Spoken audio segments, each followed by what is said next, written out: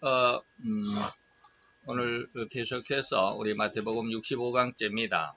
오늘은 이제 성도된, 다시 말하면 하나님의 자녀들이 세상을 살아갈 때 율법과는 어떤 관계 속에 있느냐라고 하는 것, 우리가 지난 시간에 1시간 들었고, 다시 계속해서 오늘 물론 살인 계명을 지금 알아보고 있는 가운데 있죠.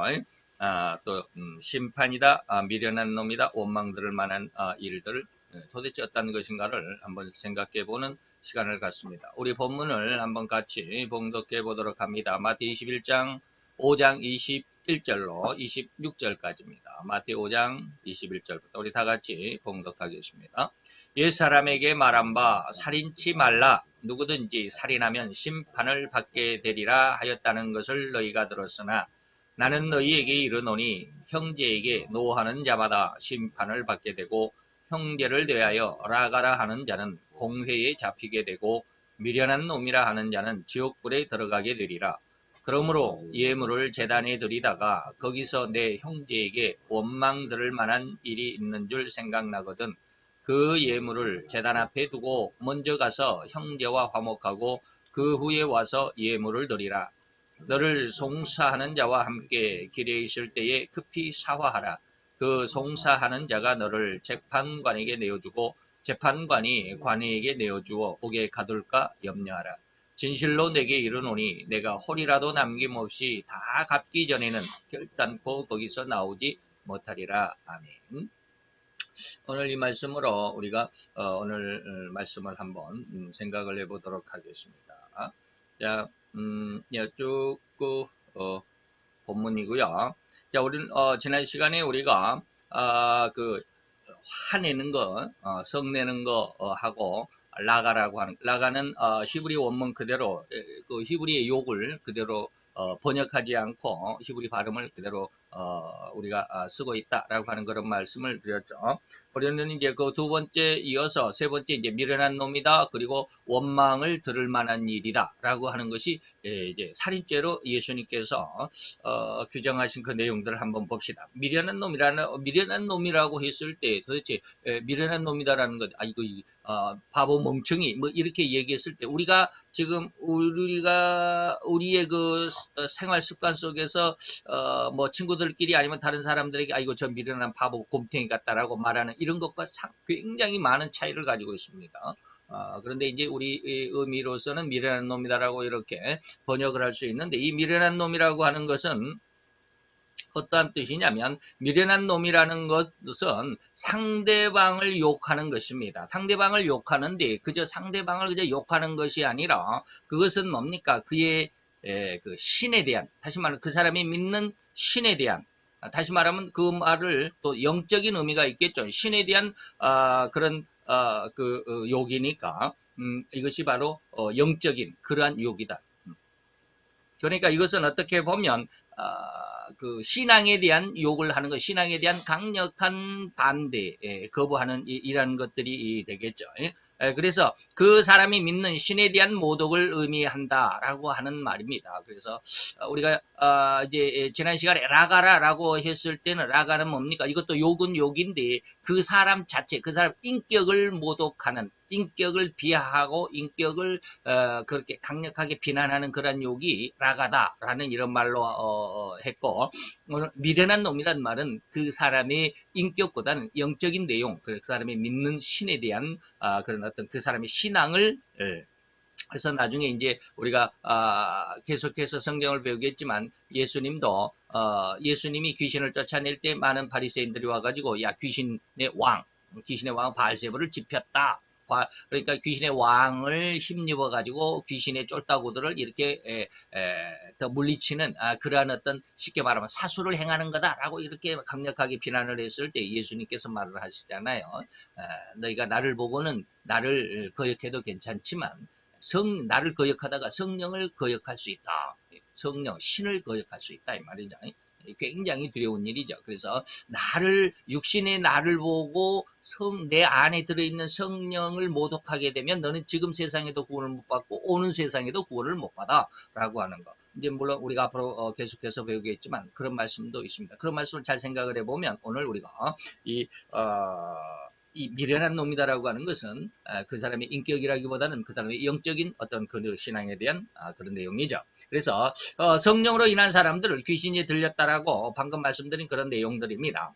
때로 예수님은 어떤 유대인들이 귀신 들려서 병든 사람을 고친다 방금 말한 것이죠. 그래서 예수님은 말로 인자를 거역하는 것은 사심을 받을 수 있으나 성령을 회방하는 자는 이 세상에서도 아니면 또는 오는 세상에서도 앞으로도 말이죠 구원을 받을 수 없다라고 강력하게 말씀하셨죠. 우리는 자칫 사람을 보고 그 사람을 비난하다가 그 사람 속에 역사하는 하나님의 성령의 역사하심까지 회방할 수 있는 엄청나게 큰 실수와 허물을 가질 수밖에 없는 인간. 왜? 영적인 것을 못 들여다볼 수가 없으니까 그저 눈에 보이는 대로만 한다 이 말이죠.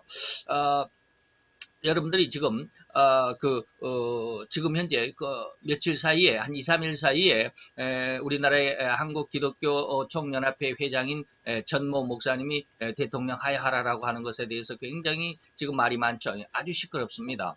그런데 우리 종교계 안에서도 전 목사님이 물론 조금 표현이 잘못됐어요. 그렇게 해서는 안 됩니다. 나중에 뭐 이런 것을 말씀을 드릴 때가 드릴 그런 어떤 상황이 될지도 이 마태복음을 배우다 보면 그런 내용들까지 다 우리가 성경 속에서 하나님의 어떤 규칙, 성도들이 어떻게 해야 되는가라고 하는 것이 다 들어 있습니다. 한 18장쯤 가게 되면 그 말씀이 나올 수도 있어요.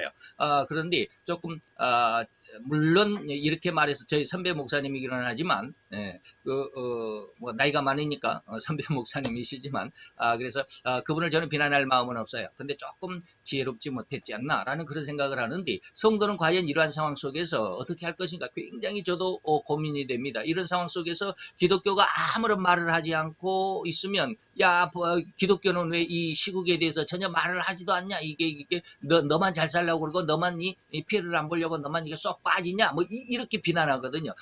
그런데 반면에 또 거기다가 또 시국 선언이다라고 또 말을 하게 되면 기독교가 무슨 뭐 정치에 참여하니 이 목사는 목사답게 가만히 있기 설교하고 있지 뭐 이랬다 저랬다 정치는 정치가들이 하는 거야라고 이렇게 난리를 피우는. 그러니까 한쪽에서는 이렇게 하고 한쪽에서는 저렇게 하고 그래서 이 목사들 목사 교계 안에서도 목회자 사역 목회자들 안에서도 지금 전모 목사님을 비난하는 사람 목사들이 있어요. 어제도 또 그냥 또 성명을 하고 목사직 내놔라라고 이렇게 그러던데 이런 모습들이 잘 한번 생각을 이런 모습들이 물론 인간적인 모습일 수 있어요. 인간적인 모습을 보고 인간적인 윤리적인 모습을 보고 다시 말하면 한 나라의 왕을 놓고 그 밑에서 백성으로서의 그 왕에 대한 태도 왕에 대한 어떤 그 모습이 잘못됐다 잘됐다라고 이렇게 말할 수는 있어요. 그러나 그 안에 우리가 보지 못하는 것이 뭐냐면 그 속에 하나님의 영이 역사한다면 성령이 역사한다면 이것을 어떻게 처리할 것인가라고 하는 것입니다. 그래서 저는 목사님이 대통령을 하야하라라고 했던 그 전모 목사님을 저는 비난할 수는 없어요. 그래서 누가 나한테 물어보더라고요. 백 선생은 이 누구 목사님의 이 사건에 대해서 어떻게 생각을 해? 그래서 저는 거기에 대답을 안 했어요. 저는 그 목사님의 문제보다도 정치인들이 예수를 믿는 정치인들이 더 문제입니다라고 그렇게 대답을 했어요. 지금 나라가 좌경화가 되어가고 공산화가 되어가는 그런 길목에서 완전히 지금 그러고 있는데 그런 상황에서 자기 당의 대통령이 자기 당이라고 그래갖고 그 대통령의 모든 그 하는 일을 그대로 추종하고 있으면 나중에 결과적으로는 그 사람들은 하나님을 위해서 믿는 성도가 아니라 대통령을 위해서 믿는 성도. 이걸 자세히 이야기하려면 또 시간이 많이 가니까 그냥 끊어서 이야기하려고 보니까 어떻게 뭐 이상한 말이 되는데 어쨌든지 하나님의 영광을 위해서 일한 사람들이 아니다라는 결론을 맞을 수밖에 없지 않겠나라는 그런 어떤 두려운 생각이 있습니다. 그래서 예수를 믿는 사람들이 정치인이라면 정말 하나님의 영광을 나타날 수 있는 그런 정치로 끌고 가야 되는데 지금 그러지 못하고 있다라고 하는 그런 많은 생각이 만약에 전모 목사님의 그것을 비난하는 그 당에 국회의원이 있었다면 그 사람이 예수를 믿는 사람이라면 그 사람이 오늘처럼 이렇게 교회에 나가서 뭐 할까? 목사를 비난해놓고 자기 교회 가서는 자기 교회 목사가 아니니까 그 사람을 비난해도 괜찮고 자기 교회 목사님의 설교는 듣는 것은 괜찮은 것인가? 이런 거 하고 생각을 해볼 수 있어야 됩니다. 좀 말이 좀 여러분들이 가지고 제가 그냥 막 비약적으로 이렇게 저렇게 막 이야기를 하니까 처음부터 자세히 말씀을 드리지 않으니까 이게 중구난방식으로 지금 들릴 수도 있습니다. 어쨌든지 제가 말하는 것은 뭐냐면 그 사람의 육신적인 모습, 그 사람의 말과 행동 그 말과 행동, 마음은 들여다볼 수 없으니까 말과 행동을 보고 자칫 그 사람을 비난하거나 그 사람을 또 잘못된 영인데도 불구하고 막 후원해주면 또 곤란하잖아요. 예, 막 이런 것들이 있습니다. 양면, 굉장히 우리가 그 신앙이 어떤 눈이 없으면 이걸 구별해낼 수 없습니다. 그 사람이 정말 하나님의 영광을 위해서 일한다라고 막 추정을 했는데 그게 잘못된 영이었다라고 한다면 어떻게 하겠냐 이 말이에요. 우리가 이제 뭐 요한 1서, 2서, 3서에 가보면 요한 서신에 가보면 그런 내용들이 많습니다. 잘못된 영을 쫓아가는 사람들이 많다. 이런 것이 바로 오늘 미련한 놈이다라고 욕하는 것 속에 포함되어 있다라고 하는 것입니다. 그래서 제가 이제 인간은 절대적으로 완벽한 죄의 종일 뿐이다. 죄로 인한 삶을 살아가기 때문에 호리만큼의 어그러짐이 없다. 어디에서? 죄에서 벗어날 수가 없다. 눈꽃만큼도 죄에서 벗어날 수가 없습니다. 완전히 탁 맞춰진.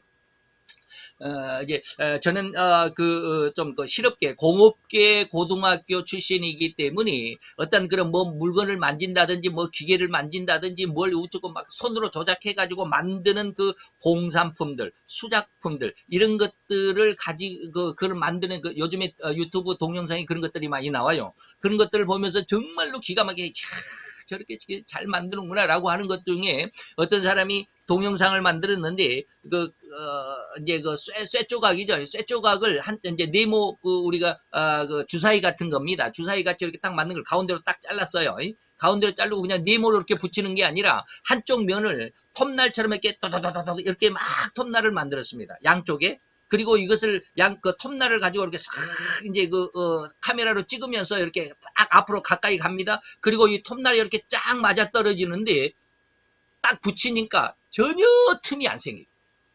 이렇게 톱날처럼 이렇게 금이 선이 있어야 되잖아요. 그것도 보이지도 않고 쫙 맞아가지고 완전히 하나의 면인 것처럼 그게 보이지도 않더라고요. 얼마나 정밀하게 이게 가공이 되고 그걸 딱 맞췄으면 이렇게 톱날처럼 이렇게 딱 맞았을 때 흠이 하나 그냥 물 한 방울 새지 않을 정도로 쫙 맞았겠느냐. 그걸 보고 굉장히 이야 정말로 기가 막히다. 저는 그렇게 감탄을 해요. 왜? 실업계, 공업계 고등학교를 졸업했고 그걸 조립이라고 그러는 기계 조립과 학생들이 그걸 하는데 그렇게 하거든요. 줄로 이렇게 손으로 막 다듬어 가지고 이렇게 톱날처럼 만들어 가지고 쫙 하면은 기가 막혀요.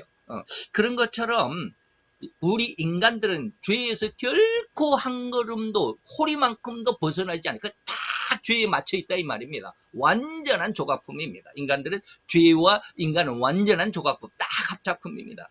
그래서 죄의 아주 호리만큼도 뭐 하는 것이 없다. 벗어난 것이 없다. 어그러짐이 없습니다. 그래서 완벽하게 죄로만 살아간다라는 의미로 제가 이런 말씀을 드리는 것입니다. 다시 말하면 인간은 죄로만 살아가는 죄의 범위 그 어느 것이며 또 어떤 것일까? 그 범위는 어떤 것일까? 죄에 살아가는 범위는 어떨 것일까? 이 말이죠. 바로 온 천하를 자기의 손아귀에 붙들고 자기의 마음대로 휘젓고 선언한 그 사단의 권세가 바로 죄의 삶입니다. 제가 늘 이야기했듯이 누가복음 4장 14, 5, 6절에 가보면 사단이 뭐라고 그랬습니까? 이 천하 만국의 모든 권세와 모든 영광은 다 하나님이 내게로 넘겨줬기 때문에 다 내 것이다. 그러니까 네가 나에게 절만하면 한 번만 하면 내가 이 모든 천하의 모든 권세, 천하의 모든 영광을 내가 다 너에게 넘겨줄게 라고 이렇게 말하잖아요. 바로 그 세상을 살아가는 삶의 모습이 모든 영광과 모든 권세를 추구하는 인간의 모습이다. 거기에서 결코 떠난 사람이 없다라는 것입니다. 뭔 말인지 좀 이해를 하셨으면 좋겠네. 그래서 이것이 바로 사단의 권세고 이것이 바로 사단의 능력이고 그리고 그 사단의 능력과 권세 아래 결코 인류 중에 예수님 외에는 다른 인간의 모습으로서는 단 한 사람도 이 사단의 손아귀에서 장중에서 손아귀에서 벗어날 사람이 없습니다. 그래서 누가복음 15장 16, 17이 아니라 4장 5, 6, 7절이네요. 나는 15, 16, 17절인 줄 알았더니 잠깐 제가 오해를 했네. 자, 누가복음 4장 5, 6, 7절에 보니까 마귀가 또 예수를 끌고 올라가서 순식간에 천하 만국을 보여서 천하 만국의 이 모든 권세와 모든 영광을 내가 너에게 준다. 그러니까 그러므로 너는 내게 만일 절 한 번만 하면 이거 다 너에게 줄게 라고 이렇게 요구하잖아요. 천하 만국의 모든 영광 모든 권세가 다 누구에게 있다? 마귀의 손아귀에 있다. 세상 사람들이 지금 나중에 이제 계속 감히 원망 들을 만한 일에 대해서 제가 잠깐 그것을 언급을 할 텐데 인간의 모든 정신 어떤 그 모습들 이런 것들이 원망 들을 만한 일 속에 들어가 있는 것들 속에서 제가 이제 조금 다음 시간에 조금 한 시간을 뺐는데 어쨌든지 인간의 삶의 모습이 바로 여기에 있습니다. 마태 누가 4장 5, 6, 7절에서 벗어난 인간의 삶은 단 한 사람도 없습니다. 그래서 곧 모든 인간은 이 사단의 손아귀에서 결코 벗어날 존재가 없다는 의미고, 이 죄악 중에 살아가는 인간은 결코 이 죄의 한계 안에서 벗어날 수가 없습니다. 한계에서 벗어날 수 없다는 의미는 또한 호리만큼도 선을 행할 능력이 없다는 거예요. 완전히 다 죄다 이 말입니다. 제가 방금 그 공작품, 기계로 만든 그 공업의 공작품이 이렇게 딱 맞춰가지고 아주 그냥 틈새 하나 없이 완전 100%쫙 하나인 것처럼 그렇게, 하나인 것처럼 그렇게 보여진, 그렇게 딱, 시체 말하면 아구가 딱 맞는다 그러는데, 이렇게 딱 맞추는 것은 정말 기가 막힌데, 인간의 모습이 바로 그거예요. 예전에 제가 스파이더맨 3의 스파이더맨의 악인 스파이더맨이 있죠. 여러분들이 스파이더맨 3를 보셨으면 기억이 아주 오래전이 그 영화였기 때문에, 그 악인이 입고 있는 그 악인 스파이더맨의 옷, 그 사람이 완전히 쫙 100% 완전하게 완전 맞춤이 되어 있는 그런 모습이 바로 인간이 죄의 모습이다라고 이렇게 저는 말씀을 드리고 있는 것입니다. 곧 이런 인간은 절대로 인간의 이면의 역사하시는 성령님의 역사하심을 결코 알아차릴 수가 있다 없다? 없어요. 인간이 이런 죄악 가운데 있는 사람들은 결코 성령의 역사가 어떻게 나타나는지 알 수가 없어요. 다 자기 어떤 중심적으로 이야기를 하고 있다라는 거예요. 그리고 자기가 하는 일이 성령의 일이라고 생각을 합니다. 근데 성령의 일이 아닌 경우가 상당히 많습니다. 왜? 악령이 성령을 가장해서 성도를 속이고 있기 때문에 그렇습니다. 근데 이렇게 말하는 것이 조금 아주 예수를 믿는 사람들에게 도전이 될 수도 있죠. 도전적이 될 수 있어요. 당신 그 말 책임질 수 있느냐? 물론 책임질 수 있어요. 그래서 예수님이 마태 7장 22, 3절에 늘 하는 말이지만, 나는 예수님의 이름으로 많은 일을 해가지고 충성하고 열심을 다하고 귀신도 쫓아내고 정말로 많은 능력을 나타냈는데, 예수님에게 나 잘했죠라고 칭찬해달라고 자랑을 하니까 예수님은 뭐요? 나 전혀 너를 모른다. 나 전혀 너를 모른다. 그렇게 인간은 죄악된 존재일 뿐입니다. 오로지 외형적인 것, 눈으로 볼 수 있는 것만을 바라볼 뿐이지 영적인 모습을 바라볼 수가 없다라는 것입니다. 그래서 또한 예수님은 마태 18장에서 성령으로 거듭난 어린 생명 하나라도 실족하게 해서는 안 된다라고 강력하게 말씀을 했습니다. 그래서 여기서 어린 생명이라는 것은 이제 막 예수를 믿고 구원의 생명으로 들어온 자들, 거듭난 생명이라고 말할 수 있는 자들이다라고 합니다. 그래서 이런 어린 생명, 다시 말하면 어린 생명이라도 예수님께서 마태 18장에 가면 이제 또 정확하게 더 세밀하게 말씀을 드리겠지만, 그라도 실족하게 하면 차라리 연자 맷돌을 메고 목에 메고, 연자 맷돌이 뭐예요? 우리가 연자 맷돌 아시죠? 우리가 이 맷돌이라는 거, 연자 맷돌은 그 큰 맷돌인데 소가 이렇게 막 끌고 가면서 이렇게 돌리는 것을 연자 맷돌이라고 그러는데, 그냥 사람이 돌리는 거 있죠? 그건 그냥 맷돌이라고 그러잖아요. 그 맷돌만 목에다 메고 바다에 떨어져도 다시 올라오지 못합니다. 그 맷돌의 무게 때문에 다시 물 위로 올라올 수가 없죠. 그거 풀어내야 물 위로 올라올 수 있죠. 다시 말하면 완전히 다시는 보이지 않을 정도로, 다시는 기억함이 없을 정도로 완전히 그 멸망을 의미하는 말입니다. 차라리 그게 나을 뻔했다. 성령을 거역하고 성령을 그렇게 비난하고 성령을 반대하는 것은 차라리 그렇게 죽는 것이 더 시원하다. 그만큼 성령을 거역하는 것이 그만큼 큰 죄다라는 것입니다. 무슨 말인지 이해를 할 수 있어야 되겠죠. 세 번째, 남의 것을 떼먹는 자라고 이렇게, 물론 제가 저희 스승 목사님에게 배울 때는 이렇게 배웠습니다. 그런데 제가 이제 이 정리를 하다 보니까 성경의 말씀을 그대로 하다 보면은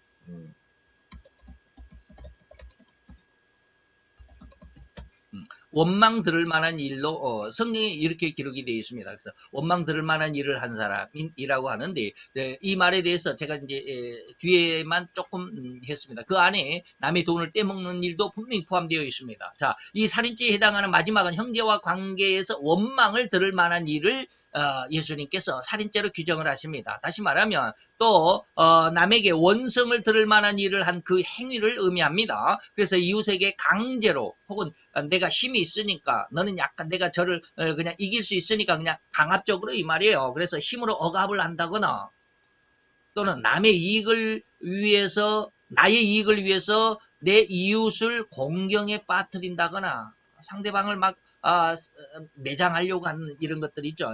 이웃에게 피해를 입히는 등 피해를 입는 사람이 나를 얼마나 원망하겠느냐 이런 뜻입니다. 그래서 그 억울함을 호소할 수 있는 일, 상대방이 내가 하는 일에 대해서 상대방이 피해를 당하니까 그 사람이 아이고 왜 나를 이렇게 힘들게 하고 왜 나를 이렇게 어렵게 하느냐라고 원망을 할 거 아니에요. 바로 이러한 일, 이 원망을 호소하는 일들이 발생하게 된다면 이것들까지 뭐한다? 살인죄로 하나님은 적용을 하겠다 이런 뜻입니다. 그래서 상대방에게 이런 원망, 이런 원성을 들을 만한 일은 앞에서 배웠듯이 그 사람의 마음 혹은 인격에 피해를 주는 것과 그 결과가 거의 비슷합니다. 그래서 오늘날 이러한 형제, 다시 말하면 우리 자신의 이웃에게 원성을 들을 만한 일이 얼마나 비일비재한가 말입니다. 물론 이미 앞에서 우리는 나가라, 그 사람의 인격을 욕한다, 그 사람 인격을 비난한다, 그런 말씀을 지난 시간에 드렸죠. 그래서 인격적인 모독에 해당하는 일, 그리고 그 말, 이런 것들을 분명히 배웠지만 오늘 이 원망을 들을 만한 일의 부분에서도 역시 형제에게 원망을 들을 만한 일에도 이것이 포함이 된다라고 하는 것입니다. 다시 말하면 곧 내 이웃의 말꼬리를 붙잡고 이리저리 난도질을 하는 사람, 저 사람이 무슨 말하니까 여기 꼭 공격을 해야 되겠다라는, 그래서 그 사람 그렇게 말한 사람을 완전히 그냥 매장을 시켜버리고 저 사람은 저런 말을 하는 것은 완전히 저거는 참 그냥 시체 말로 그냥 막 말을 하고 싶은데 그냥 그것도 그렇게 다 녹화가 되니까 말하기도 좀 그렇네. 자, 우리가 말꼬리 붙잡고 한마디 하면 그 얼마나 그렇게 공격하는지 모릅니다. 그것을 제가 지난 2, 3일 전에 바로 이 일에 대해서 한번 그 캡처를 해놨는데 한번 보겠습니다. 자, 다시 말하면 그렇게 난조질 하는데 그 말한 그 사람의 행동과 내용들을 비난하고 아예 완전히 그렇게 말하는 사람을 꼬꾸라뜨리려는 이 악한 감정, 그리고 그러한 추악한 의도, 그것으로 인해서 상대를 성토하는 그 현장은 너무나도 비일비재하죠. 여기 제가 지금 이제 제가 캡처를 해서 스틸 사진으로 여러분들에게 그 말하는 것들을 이렇게 보여드릴 텐데 꼭 이 부분만 이렇게 있는 거 아니에요. 우리가 다 그렇습니다. 절대 한 사람도 빼놓지 않고, 저도 역시 마찬가지. 그런 일들 무지 많아요. 나도 나 자신을 절제할 수 없는 순간에 그냥 그렇게 막 상대방을 비난하고 그렇게 그냥 막 짜증을 내는 소리가 무지 많아요. 제가 어떻게 할 수가 없더라고요.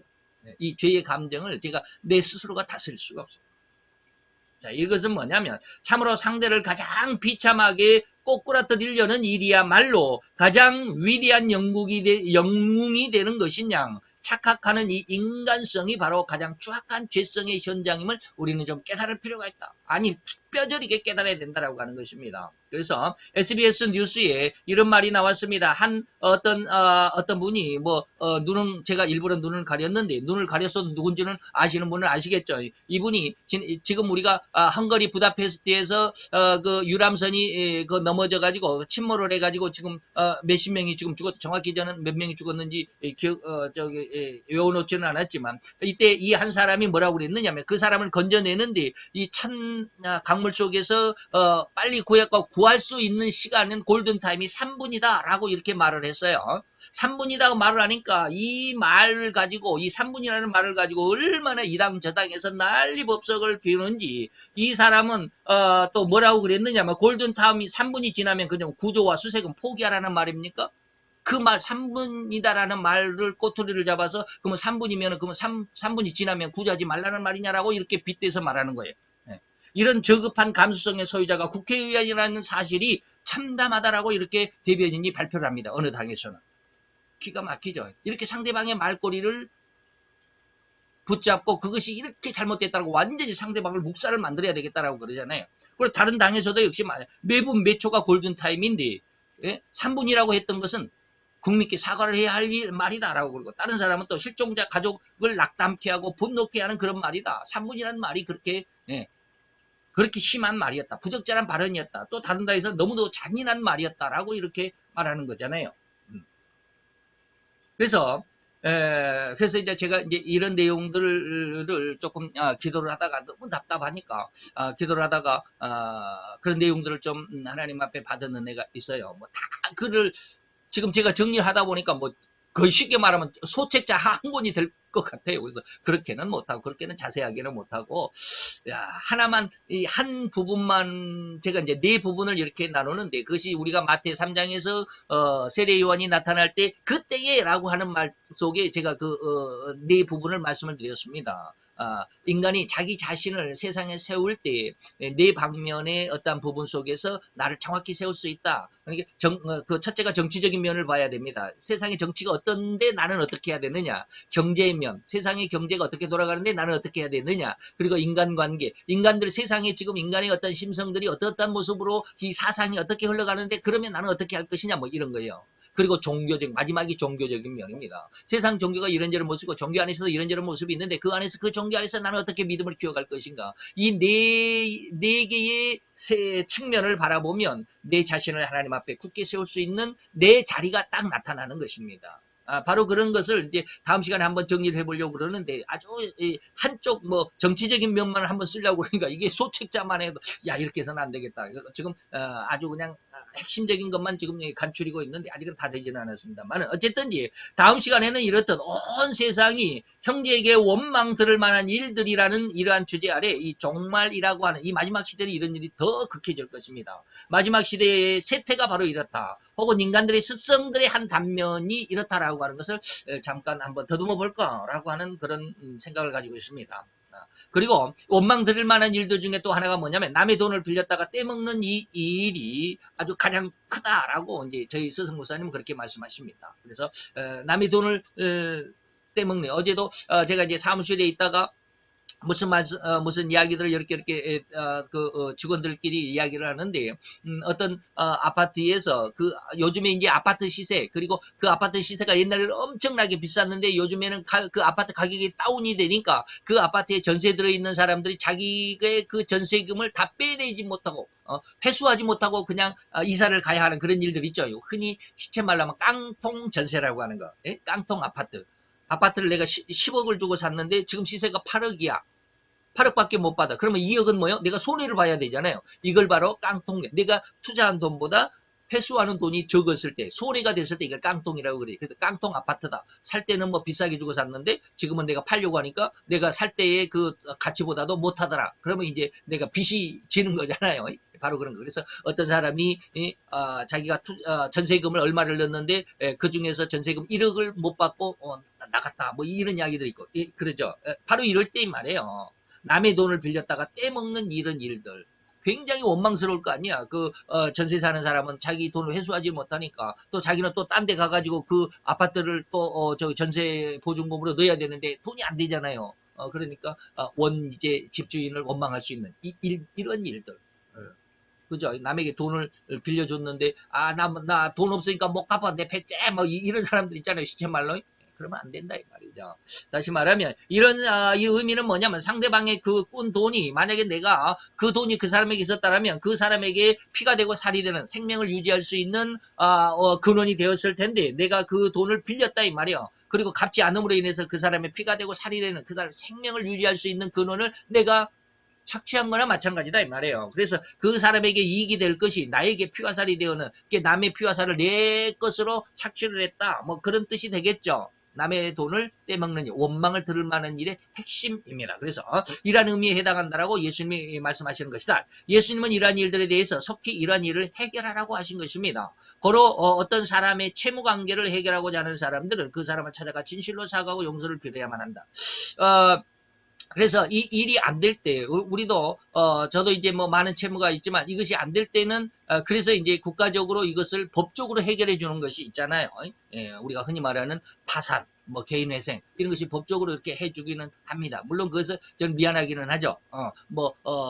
1,000만 원을 갚아야 되는데 회생해서 이렇게 좀 내가 갚을 능력이 안 되니까 나라에서 좀 구제를 해 주십시오라고 그러면 뭐 한 2,300만 원 갚아도 된다. 이것이 바로 이제 뭐 개인 그 회생이고 그것이 파산이고 그러거든요. 그렇게 국가적인 어떤 제도적인 법적인 차원에서 그 구제를 받을 수도 있어요. 근데 물론 하나님 앞에서 이것이 내가 사람 앞에서는 이것이 그것이 이제 효력을 볼 수도 있어요. 근데 하나님은 그것을 뭐라고 하실지는 저는 의문이에요. 하나님의 내가 물어보지를 않았기 때문에 물론 하나님 앞에 흠이 될 수는 있습니다. 그러나 인간적인 모습 안에서는 이것은 원망을 들을 만한 일에 대한 하나의 가품은 될 수 있습니다. 그래서 법적으로 그렇게 할 수도 있다 이 말이죠. 물론 개인적인 어떤 그 채무 관계는 나라에서도 그것은 해결해 주지 않습니다. 개인적인 채무는. 네. 근데 이제 어떤 기관에 대해서 은행이나 뭐 어떤 뭐 이런 금융권에 대해서 우리가 채무가 있을 때는 이것을 나라에서는 구제를 해주잖아요. 그거 뭐 한 20%만 갚아라, 한 30%만 갚아라, 뭐 이렇게 하잖아요. 예. 그런 것은 국가적으로 법적으로 그리고 또 제도적으로 그렇게 해주는 것은 괜찮은데 개인적으로는 이게 잘 안 되는 것 같더라고요. 예. 그래서 이런 것들은 우리가 조금 잘 한번 생각을 해볼 수 있어야 되고요. 그리고 그 사람을 만날 수 없는 만약에 갚을 수 없는 상황이라고 한다면 최고 좋은 방법을 잘 찾아볼 수 있게 되기를 바랍니다. 이런 것들은 제가 설명하지는 않겠습니다. 그리고 하나님께서 뭐라고 그랬느냐면 만약에 그러한 그 일들 홀이라도 갚기 전에는 다시 말하면 한 점이라도 부끄러움 없이 이렇게 다 갚기 전에는 네가 지옥에 가는 것에서 벗어날 수 없다라고 하는 그런 내용이죠. 예? 결단코 지옥의 형벌에서 나올 생각을 하지 마라 라고 하는 것이 결단코 천국에 들어가지 못한다라는 예수님의 말씀이죠.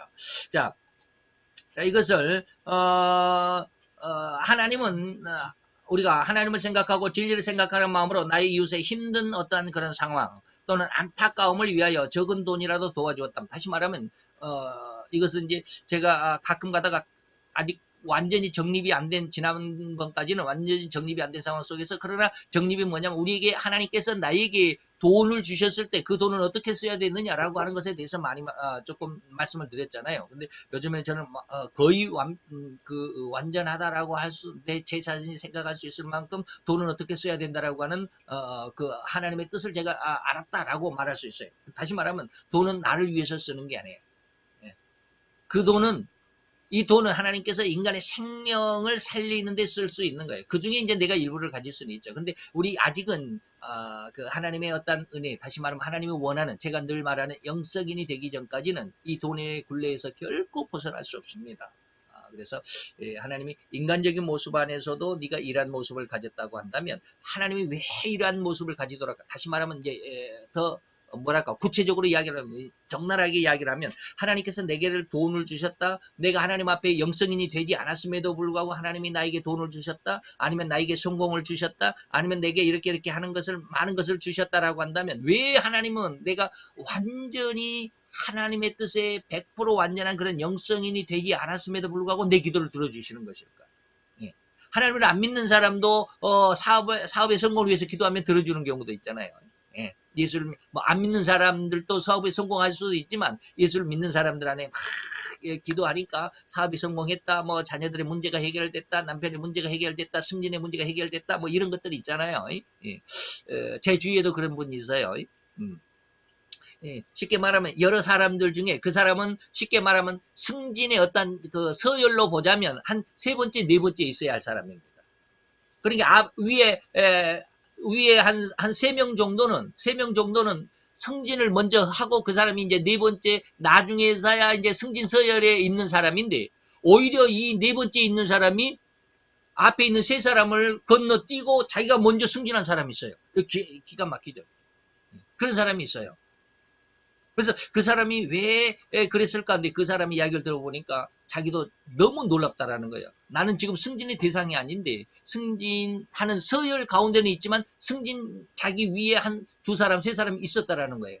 그런데 그 사람들은 승진이 안 되고 자기가 승진을 했다라고 하는 것에 대해서 굉장히 기적이라고 생각을 하더라고요. 하나님 앞에 있는 것들을 뭐 승진하게 해달라고 기도는 안 했지만 많은 기도를 했다라고 하는 거예요. 그리고 하나님의 일에 적극적으로 열심히 했다라고 하는 사람.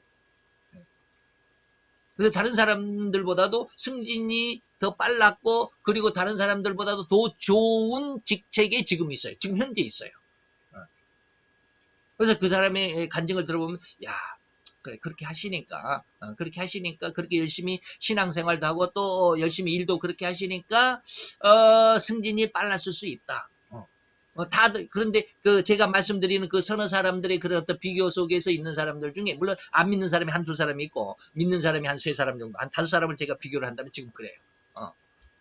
그래서, 바로 그런 사람들은 뭐냐면, 그 사람이 이제 저와 조금 연관은 없지는 않아 있었지만, 그래서 저를 많이 도와주기도 했어요. 그래서 제가 도움을 받아서 그 사람을 지금, 조금, 그 믿음이 있다라고 이렇게 추앙시키는 것이 아니라, 하는 행동이 그래요. 그래서 저 사람은 하나님이 복을 주실 만하다. 자, 그러면 인간적인 모습 안에서 그런 어떤 복을 받는 것이 있습니다. 근데 그러면 그 사람이 정말로 영성으로 완전히 영성인이 돼서 그런 축복을 받았을까? 그렇지는 않아요. 절대 그렇지는 않아요. 우리가 절대라는 말을 제가 씁니다. 그렇게 승진을 했어도 그 사람은 절대 영성인은 아직 아니에요. 완전한 신앙인 아니에요. 그럼에도 불구하고 하나님은 그렇게 그를 축복을 해요. 그거 왜 그럴까 이 말이에요. 내가 정말 하나님 앞에 완전한 신앙이 아님에도 불구하고 내가 기도할 때 기도가 응답이 돼요. 내 사업을 위해서 기도할 때 사업이 잘 될 수도 있어요. 승진을 위해서 기도할 때 승진이 잘 될 수도 있고, 내 자녀들의 문제를 위해서 기도할 때 자녀들의 문제가 해결될 수도 있어요. 왜 내가 하나님 앞에, 나도 죄인인데 나도 죄를 짓고 하나님 앞에 정말 옳지 못한 그런 상황 속에 있음에도 불구하고 내가 하나님 앞에 기도하면 나의 죄는 하나님이 보지 않고 내 기도만 들어주실까 이 말이에요. 왜 그럴까? 답이 뭘까요? 하나님은 그래도 이렇게 함으로 인해서 이 말이에요. 제가 늘 이야기를 하잖아요. 그래서 이제 다음 시간에 제가 그 말씀을 서두에 넣을 겁니다. 다음 그 설교 시간에. 예. 그저께인가 하나님이 그 내용을 이렇게 쫙 한번 그 영상을 비추듯이 머릿속에 확 지나가게 하시더라고요. 왜 그러겠느냐 이 말이에요. 인간들이 어떤 살아가는 모습이 어떻느냐, 이것이 바로 내가 너희들을 위해, 하나님이 인간을 위해서 사랑하는 모습이 바로 이런 것이다라고 이렇게 쫙 이야기를 머릿속에 이렇게 쑥 지나가게, 그 어떤 그 깨달음으로 이렇게 쑥 지나가게 하는데, 저는 그거구나. 다시 말하면 이제 그것은 이제 다음 시간에 말씀을 드리고, 다시 말하면 우리가 내가 죄가 있음에도 불구하고 가장 하나님 앞에 기도할 때 죄 있는 모습이지만 하나님이 왜 응답을 하실까? 하나님은 응답을 하셔야만 합니다. 왜요? 그래야 하나님의 존재를 알잖아요. 인간들은 아직은 눈에 보이는 것, 손에 쥐어지는 것, 그리고 내가 느낄 수 있는 것, 이런 것들이 최고거든요. 아직 영적인 모습으로 성장하지는 않았어요. 육신적인 것이기 때문에 눈에 보이는 것이 좋잖아요. 손으로 만질 수 있는 것이 좋잖아요. 내가 가졌다라고 하는 어떤 소유, 이것이 느껴져야만이 그것이 내 것이잖아요. 그래서 즐거워하고 기뻐하잖아요. 하나님은 그걸 보는 거예요. 그러한 마음을 계속 성장시켜가는 거예요. 왜? 네가 나에게 기도하는 것, 내가 여기 있어, 너의 기도를 내가 들었어라고 하는 하나님의 마음, 하나님의 의도에서 우리의 기도가 상달되고 우리의 기도가 응답이 되는 거예요. 그러다 보니까 기도하니까 야 하나님 응답하셨네. 그러니까 또 기도하고 또 기도하니까 또 야 이거 하나님 응답하셨네. 내가 어떤 병중에서 하나님 앞에 기도하니까 하나님이 나를 낫게 하셨네. 그러니까 하나님 살아계시나 봐. 그리고 그것을 기준으로 해서 또 기도하잖아요. 더 어려운 일을 또 기도하잖아요. 하나님 계속 기도하고 기도에 응답하다 보니까 내 마음속에 하나님이 꽉 차버리는 그런 성장의 과정이다.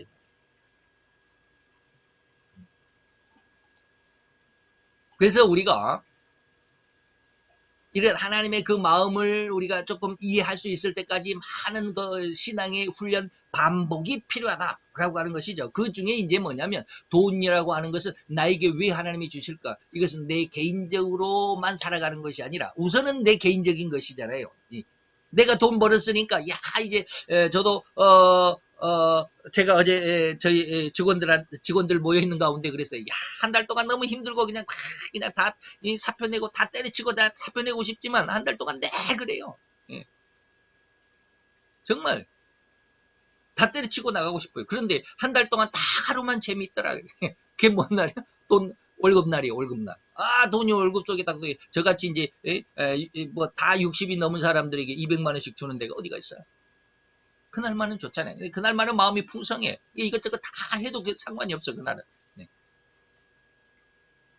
이게 돈이 없는 사람들이 그렇게 이제 돈을 갖게 되면 마음이 풍성해지잖아요. 여유를 갖게 되잖아요. 근데 거기에 묻혀버리면 안 돼. 내게 주신 돈은 내 생명을 내가 그 돈을 가지고 내 생명을 살리는 것처럼, 유지하는 것처럼 남의 생명도 살려줄 수 있어야 돼. 그래서 많이 헌금을 하는 것이고 선교를 하는 것에 속에서 그리고 남에게 어떤 이렇게 뭡니까 이렇게 도와주는 이런 것들에 대해서 굉장히 하나님은 기뻐하시잖아요. 그래서 그런 것. 그래서 이 남의 상대 내 이웃에 나의 이웃의 힘든 어떤 상황, 나의 이웃의 그런 안타까움을 위하여 내 적은 돈이라도 도와주었다고 한다면 곧 나의 피와 살을 나누어 주는 의미를 갖고 있습니다. 재물은 내 한 달 동안 열심히 피웠던 그 인격적인 모독 속에서도 참고 인내하면서 한 달을 보낸 대가잖아요.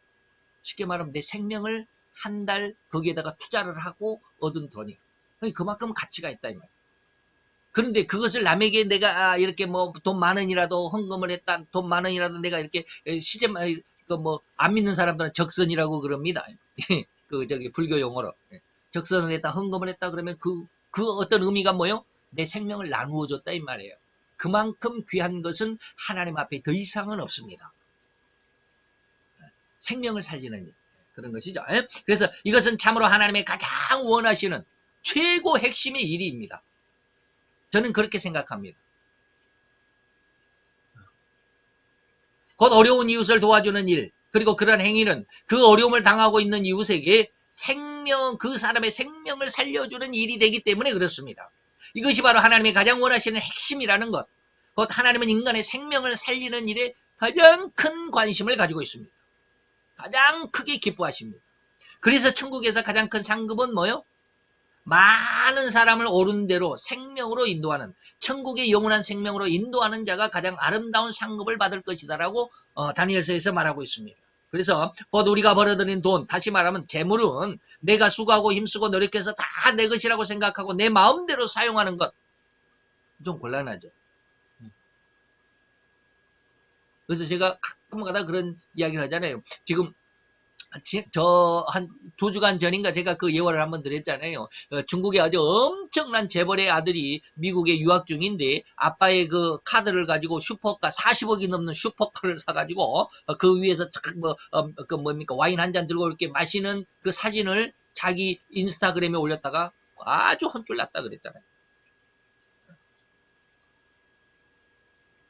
중국에서 지금 시진핑가 사치품 금지하고 그런 어떤 호화로운 생활을 이렇게 금지하는데 그거 올렸다가 그냥 아주 그래서 한 2, 3일 후에 그 계정이 삭제가 됐는지 중지가 됐는지 막혔다고 그러잖아요. 그 말을 제가 한번 드렸죠. 자기 마음대로 쓰는 것은 바로 이것이 큰 잘못일 수밖에 없습니다. 그렇게 수고하고 피땀 흘려 벌어들인 돈을 내 이웃의 어려움을 위해서 헌금과 선교를 한다면 바로 그것이 하나님이 가장 핵심적으로 좋아하고 또 원하는 바로 그것이 뭐예요? 생명을 살리는 일이기 때문에 큰 하나님 앞에도 영광이 될 것이고 나에게 상급으로 쌓일 것이다.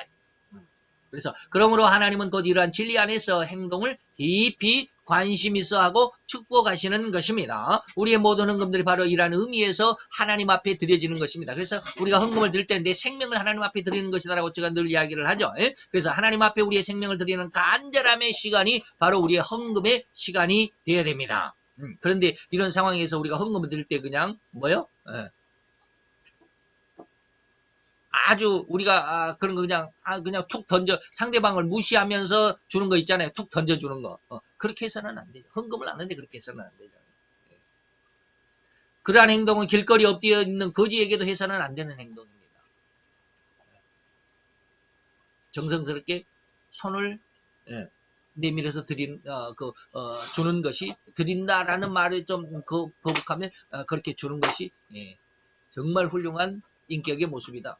그리고 예수님은 이 말씀을 하시면서 먼저 해야 할 일과 나중에 해야 할 일을 말씀하셨습니다. 먼저는 뭐요? 형제와 사화. 그렇게 우리가 원망을 들을 만한 일을 했으면 그 사람에게 사화하고 그 다음에 예배를 드리는 것이 옳다. 이런 것에 대해서는 다음에 시간이 있으면 말씀을 드리겠습니다. 이러한 것은 형제와의 원한을 회개하고 갚기 전에는 그 사람은 어떠한 재물과 그 사람이 어떠한 하나님 앞에 예배도 하나님은 받지 않으신다.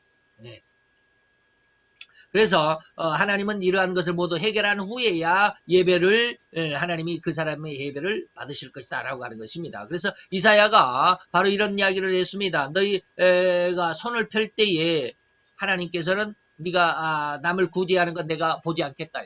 인정하지 않겠다 이 말입니다. 내가 눈을 가릴 것이다. 보지 않겠다. 너희가 많이 기도해도 내가 너희의 기도를 듣지 않겠다. 이게 기도해도 응답이 없는 기도가 있어요. 왜? 너희 손에 피가 가득합니다. 죄는 잔뜩 지어놓고 죄는 가만 놔두고 하나님 이거 축복해 주세요. 그러면 안 되더라요. 아까 말하고 좀 틀립니까? 우리가 죄가 있을지라도 하나님 앞에 기도하면 하나님이 연락하시고 하나님께서 응답하신다고 그랬는데 이것을 잘 한번 이해를 할 수 있어야 됩니다. 우린 인간들은 거기까지 이야기하면 너무 시간이 많이 가고 깊게 되겠는데 인간은 자기 죄를 알지 못합니다. 어쨌든지 그냥 마감을 짓도록 합시다. 즉 우리가 죄를 두고서는 도저히 하나님을 기쁘게 할 수 없음임을 꼭 기억을 하시고 그렇다고 해서 내가 죄가 있는데 나는 오늘 백목사 설교를 들으니까 나는 죄인인데 오늘부터는 기도 못하겠네. 기도해도 나는 죄인이니까 나는 죄인인데 손에 피가 가득하는데 내 기도를 하나님이 전혀 듣지 않겠네 라고 생각을 하면 좀 곤란합니다. 그 죄를 내가 죄인이라고 하는 사실을 오늘 제 설교를 통해서 알아서 내가 기도해도 하나님 나를 듣지 않겠다라는 그런 마음이 드십니까? 바로 그 마음을 하나님 앞에 드리는 거예요. 오늘 하나님 백목사 설교를 들었는데 죄인이라고 그럽니다. 근데 죄인의 기도는 하나님이 안 들으신다고 그러는데 나는 이 죄를 반드시 회개하고자 합니다. 라는 그런 마음으로 회개하는 마음으로 기도하는 것이 가장 하나님이 기뻐하실 수 있습니다. 왜요? 내 생명을 하나님 앞에 살아나고자 하는 하나님은 생명을 살리는 가장 기뻐하신다고 그랬잖아요. 바로 회개가 내 생명이 살아나는 거거든요. 그렇기 때문에 내 자신이 남에게 내 돈을 주어서 그 사람의 생명을 살리는 것이 바로 내가 하나님 앞에 내 죄를 고백하고 회개하는 것이 내 생명을 사는 것과 똑같은 이치입니다. 내가 내 생명을 어떻게 살립니까? 물론 내가 내 돈을 들여서 맛있는 것을 사 먹고 내 건강에 좋은 것을 사 먹고 그래서 내 건강을 유지하는 것 좋습니다. 그건 내 생명을 살리는 거예요. 그것도 아주 귀한 것입니다. 근데 내가 한 달 동안 열심히 벌어서 일해서 번 돈을 가지고 내 이웃에게 이렇게 더 무엇인가를 제공을 했다. 그러면 그 사람 생명이 사는 거잖아요. 바로 이런 의미. 잘 한번 기억을 하셔야 됩니다. 정의를 잘 하셔야 돼요. 그래서 내가 비록 오늘 이 이사야서 1장 15절처럼 자기 죄를 짓고도 아주 그냥 입 싹 닫고 그냥 나는 죄인이 아니야 라고 하나님이 기도하는 그런 사람의 기도는 안 들으시겠다는 거예요. 그러나 내가 정말로 내가 하나님의 뜻에 걸맞는 정말로 다 오늘 백목사의 설교의 말을 다 이해는 못하지만 그런 하나님 앞에 내가 온전한 아들이 온전한 딸이 되기 위해서 하나님 앞에 내가 죄인이라고 그러는데 하나님 내가 정말 하나님 앞에 올바른 신앙인이 되고자 원합니다 라고 그렇게 기도한다면 여러분들은 하나님이 가장 기뻐하는 그 시간 그 기도에는 하나님 앞에 가장 아름답고 가장 기뻐하는 기도가 될 것이고 여러분들의 신앙 하나님께서 연락이 될 수 있다라고 단적으로 강력하게 말씀을 드릴 수 있다는 것입니다. 꼭 기억을 하시고 오늘 우리들 우리 다음 시간에 제 설교가 다 완성이 될지 안 될지 잘 모르겠습니다. 이게 너무 이거 다 이 머릿속에 이것을 정리하다 보니까 너무 원고가 길어져 가지고 이걸 그냥 소책자 한 권이 하니까 이걸 어떻게 줄일까 핵심적인 것만 딱딱 이야기를 하면 잘 못 알아들 것 같고 그래도 그렇게 한번 최대한 해보려고 지금 지난주부터 쭉 한번 설교를 지금 작성하고 있는데 참 많이 어렵기는 하더라고요.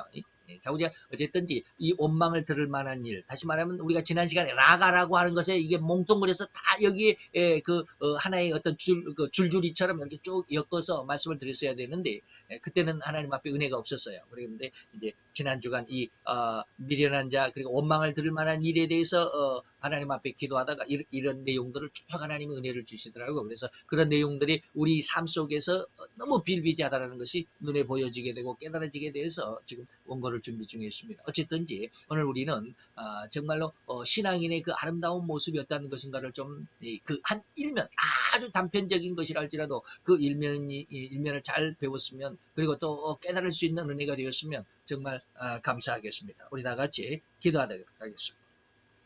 할렐루야. 주님 여호와여 주께 감사함을 드리나이다. 주의 영광 앞에 있는 아름답고 귀한 하나님의 아들과 딸들의 시간들 아버님의 저 시간들이 하나님 앞에 드림받았고 저들의 육신 저들의 생명이 오늘 하나님 앞에 있었나이다. 하나님 주의 말씀 속에 저들의 아버지 하나님이여 귀한 은혜로 저들을 받아 연락하시는 시간 되었기를 원합니다. 또한 하나님께서 그 긍휼하신 그 크신 은혜와 사랑으로 저들의 안타깝고 연약한 모습이라도 그리고 그들의 어떤 삶의 모습이라도 삶의 생명이라도 하나님 능히 보호하시고 능히 품어 하나님의 아름답고 귀한 영원한 그 영의 생명으로 깨어날 수 있고 변화될 수 있고 하나님 앞에 영광을 돌려드릴 수 있는 아버지 그 아름다운 신앙으로 성장하기까지 하나님께서 그 품으시는 은혜의 시간이 된 줄로 믿고 감사와 찬양을 드리나이다. 오늘도 이 시간 주님 앞에 감사함을 드리며 예수 그리스도의 이름으로 기도드려 싸움나이다. 아멘.